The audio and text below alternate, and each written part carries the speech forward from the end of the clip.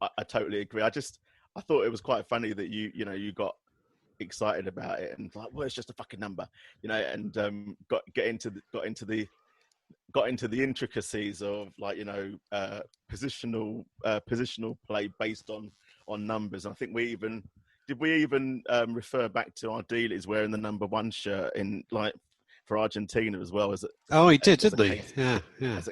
As a case in point to justify that actually numbers are irrelevant. So they are definitely. I can't. What number is it that Walker Peters wears? Sorry. What number? Because we've obviously just got rid of him, and he's a 1 club man. So do we have to retire his shirt? I don't know.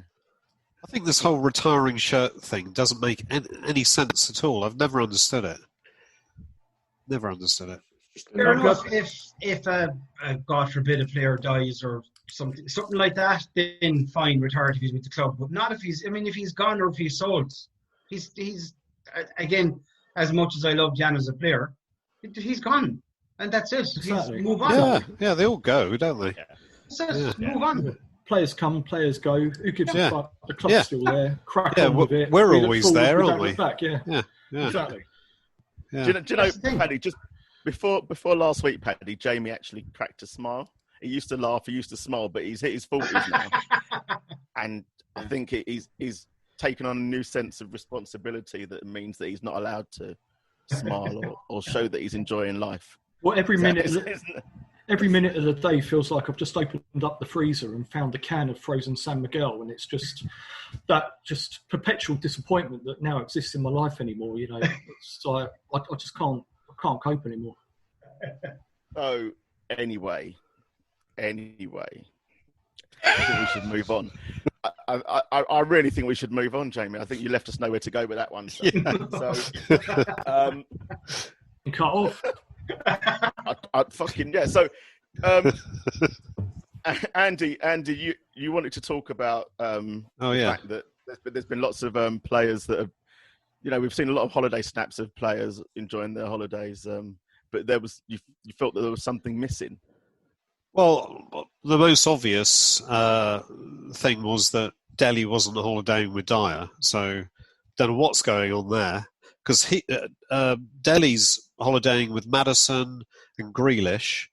So, in my mind, England boys on tour? But surely that's got something to do with the transfer business, isn't it? So, I think Delhi's going to go up to Delhi's going up to the West Midlands. Delhi's going to go to Villa. Grealish will go to Leicester, and Maddison will come to Spurs. Oh, he's hated. I don't think people will accept that, mate. I tell you what, we might have to cut that one. We're going to just have to live with it, mate. We just have to live with it. He's a Woolwich boy. I know. Coming to us. I know. It's just when I found this out inside my head, I was shocked. Absolutely shocked. Cut that part out of your thinking. But Dyer, obviously, I think he's multilingual, isn't he? So, these are people that speak Spanish and he probably has an ability and an affinity with people that can speak Spanish, Portuguese or whatever. And how do you know he speaks Spanish? No, he's a very clever boy. I don't know that he speaks Spanish, but I know that he speaks Portuguese and I just feel and English. So that's bilingual, not multilingual, isn't it? I think he speaks more than one language, you'll find. He speaks Spanish because if you look at the video of him and Spanish and Portuguese, Lamela when Lamela was on the surfboard or whatever, he was actually if you listen near the end of it, he starts speaking in Spanish. Is that not Portuguese and Lamela was talking Portuguese? What they speak in Argentina, more Spanish or more Portuguese? Welsh. They have a bit of Welsh there. Gaelic. They speak Gaelic. Definitely Gaelic, yeah. I still think that's why Dembele's not settled, because he still doesn't speak English, chaps. He needs to speak Portuguese, doesn't he? And he'll be sorted. Yeah, still doesn't speak English. He's struggling to grasp the language. Yeah. And I think that's probably why he's where he is. Well, Hugo, don't forget, Hugo speaks to everyone in their own language, so, and this is one of the keys this was one of the key things. I think that I think we discussed this, didn't we, when we had we were talking to Simon that time, and he'd had that interview with Ben Haynes, and listening to being able to hear. Oh yeah, that's right. In lockdown, and hearing that Hugo addressed all the players in different languages, and I said at the time that it's impressive, but the reality is that they should be looking just to speak one language, really, to try and to simplify. You have that unity, yeah. Yeah, no, 100%. And that was one of the reasons, one of the things leveled at Gareth Bale certainly for the first couple of years or few years that he was over in Madrid, that he hadn't managed to grasp Spanish, and that was part of the reason that the fans were little bit hadn't taken to him so well, so.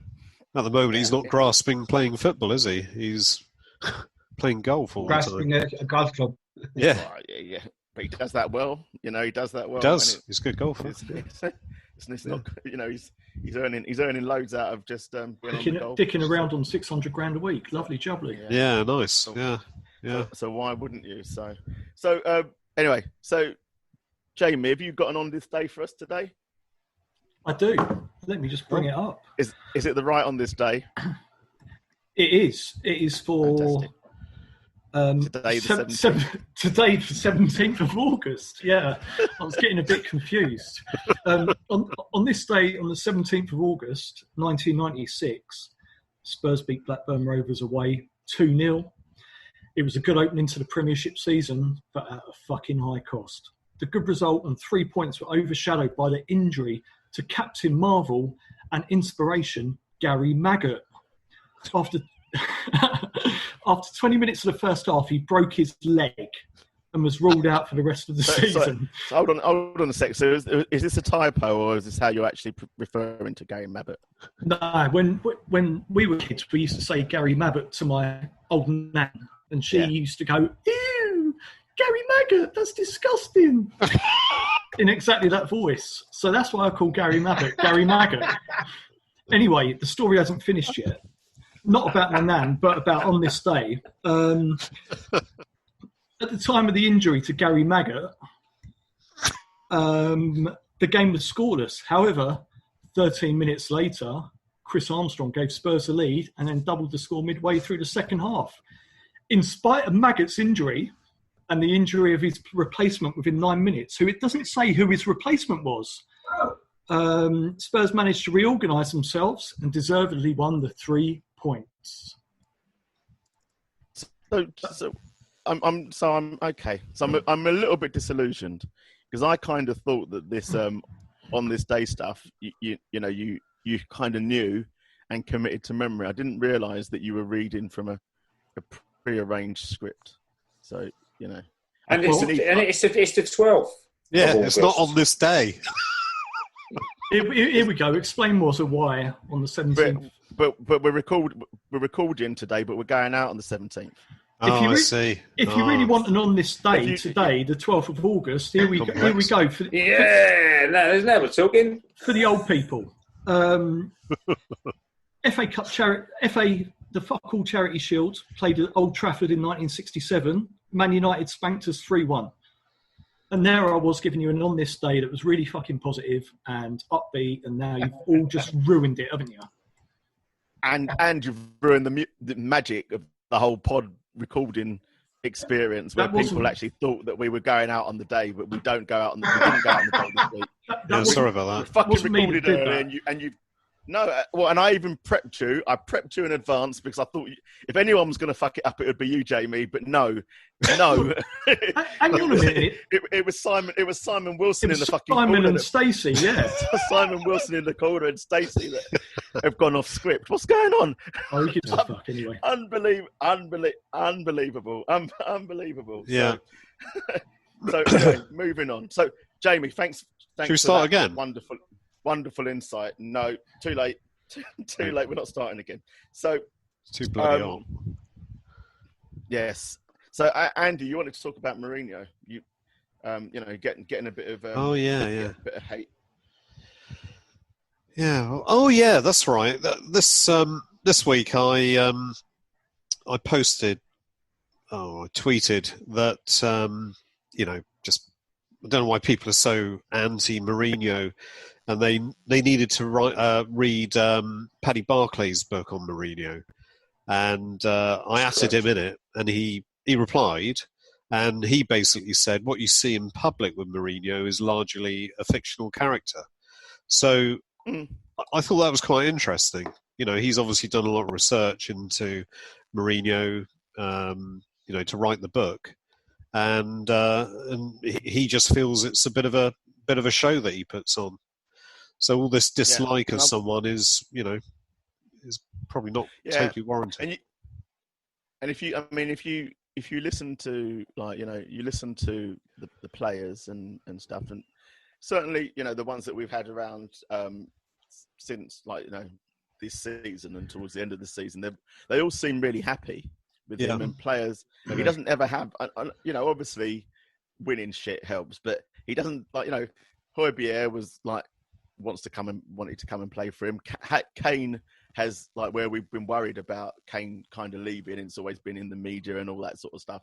And we know that one of the reasons Levy's got Mourinho in is because of the Mourinho effect. So it's certainly a different character. There's a guy that I work with who's Portuguese, and I can't remember if it's his cousin, but someone is either related to him or knows him really closely. And when Mourinho was kind of based abroad, he used to go and stay at this person's flat, in London, and said absolutely different. So this guy said he's totally different to the public persona that he projects. And that was, I've always kind of thought that if you listen to his interviews are so well scripted in his mind.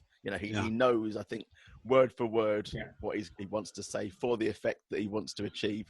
The media are kind of predictable, can predict if they'll predict the questions that he's going to get. If someone's had a bit of a stinker, he can predict that he's going to get asked on that. So he manages the media for his own personal benefit, I think.